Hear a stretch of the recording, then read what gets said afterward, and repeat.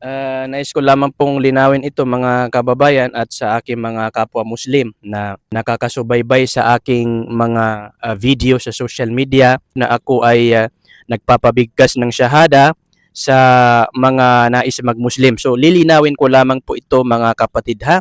Ang nangyayari po kasi dito mga kapatid, mayroong mga non-Muslim, mga kababayan natin na hindi mga Muslim na dahil sa napapanood po nila yung mga video ng mga daiya, mga Islamic propagator sa social media, ay nagiging daan po iyon na dumarating po sa kanila yung gabay ni Allah sa kanilang mga puso.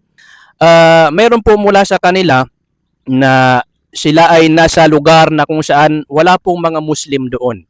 Wala pong masjid, walang bahay dasalan ng mga Muslim, wala silang nakikita mga Muslim, as in walang mga Muslim sa kanilang mga lugar. At wala silang alam na idea, wala silang alam na malapitan para makahingi ng tulong para sila ay makapag-Muslim.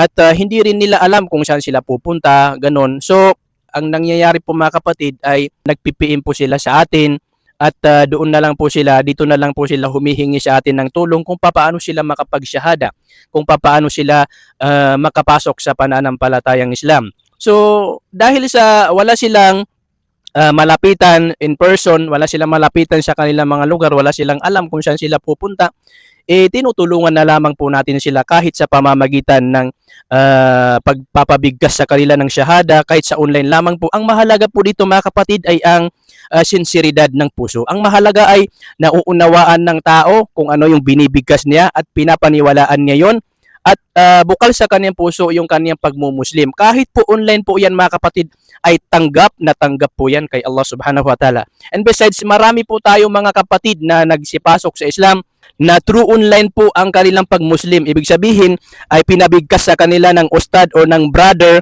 yung shahada sa pamamagitan ng online or sa pamamagitan ng tawag. So, dahil sa sila ay makatotohanan sa kanilang pagshahada, pinag-aralan nila yung Islam, nagsumikap sila na makapunta sa mga lugar na maaari sila doon makapag-aral o kaya ay nagsumikap sila na makapag-aral online. Mayroon naman pong mga online class sa social media. Marami po yan mga kapatid.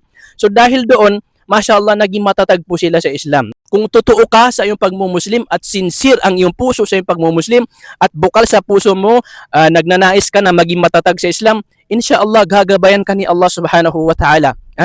Kahit na online yung pagmumuslim mo, hindi po yan ibig sabihin na pag online lang ay ganito lang, hindi sincere or hindi siya todo talaga, totoo na pag-shahada. Hindi po ganun. Wala pong ganun mga kapatid sa Islam.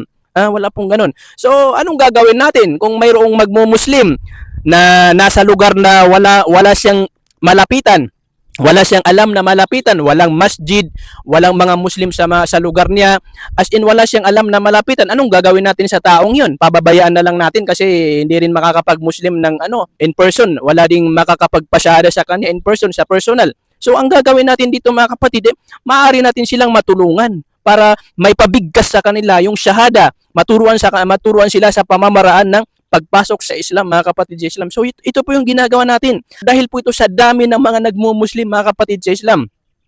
Hindi po ibig sabihin na ito lang yung paraan natin ng pagpapasyada, yung tawag or online or ganito. Dahil po sa dami ng mga taong pumapasok sa Islam at mayroong mga taong yun nga, nasa lugar sila na wala silang alam na maaaring malapitan para sila ay makapagsyahada doon. So tinutulungan po natin sila online mga kapatid sa Islam. Iba pa yung nagsyashahada mga kapatid na in person talagang personal. O hindi online lang, hindi tawag lang mga kapatid sa pananampalatayang Islam. At sa mga kababayan namin, ito po yung nangyayari mga kababayan.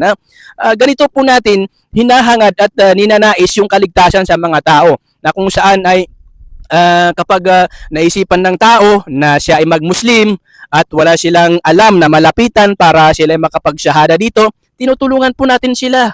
Tinuturuan po natin sila kung paano sila makapag-Muslim kasi naghahangad po tayo sa mga tao ng kaligtasan. Hindi po nangangahulugan na hanggang syahada lang po ang pagmumuslim mga kababayan. Bagkus ang pagmumuslim ay yun nga, yung entrance ng pagiging Muslim, yung syahada. Ibig sabihin na yun yung bagay entrada mo. Kung papasok ka sa Islam, kailangan mo magsyahada. Pero hindi po nagtatapos doon mga kababayan. Bagkus pagkatapos mong magsyahada, yun, pagpapatuloy mo yung pag-aaral sa Islam nang sa ganun ay magampanan mo maitaguyod mo ang pagiging Muslim mo. So ganun po yun mga kababayan. Hanggang kamatayan po yung pagiging Muslim mga kababayan dapat. So yun po mga kababayan, sino mang naghahangad na sila ay makapag-Muslim, sila ay maligtas, nais nilang makapagsyahada, nais nilang makapasok sa pananampalatayang Islam, kung mayroon pong masjid, bahay dasalan ng mga Muslim sa inyong mga lugar, huwag po kayong mahiya, pumunta po kayo doon. Huwag po kayong matakot, ha? Pumunta po kayo doon, huwag kayong matakot, huwag kayong mahiya dahil nakasalalay dito ang inyong kaligtasan. Pumunta kayo sa masjid, bahay dasalan ng mga Muslim sa inyong lugar at sabihin ninyo na nais ninyong mag-Muslim, nais ninyong magsyahada. Ngayon, kung hindi ninyo alam yung bahay dasalan sa inyong mga lugar, ipagtanong-tanong ninyo, baka may mga Muslim sa lugar na yan. Lapitan ninyo yung mga Muslim na yan, tapos magtanong po kayo sa kanila, kabayan, nais ko sanang mag-Muslim. Saan po ba ako pwedeng mag-Muslim? So, i-guide nila kayo kung saan man naroroon yung masjid o kaya ay i-guide nila kayo kung paano kayo makakapag-Muslim. Ngayon, kung wala talagang masjid, walang bahay dasalan ng mga Muslim sa inyong lugar, wala kang nakikita mga Muslim, wala kang alam na pwedeng malapitan para ikaw ay makapag-Muslim, para ikaw ay makahingi ng tulong sa iyong pag-Muslim, sa punto na yun, maaari po kayong lumapit sa amin kahit online. Maaari po kayong mag-PM sa amin para matulungan namin kayo na makapag-Muslim kahit sa online po na pamamaraan.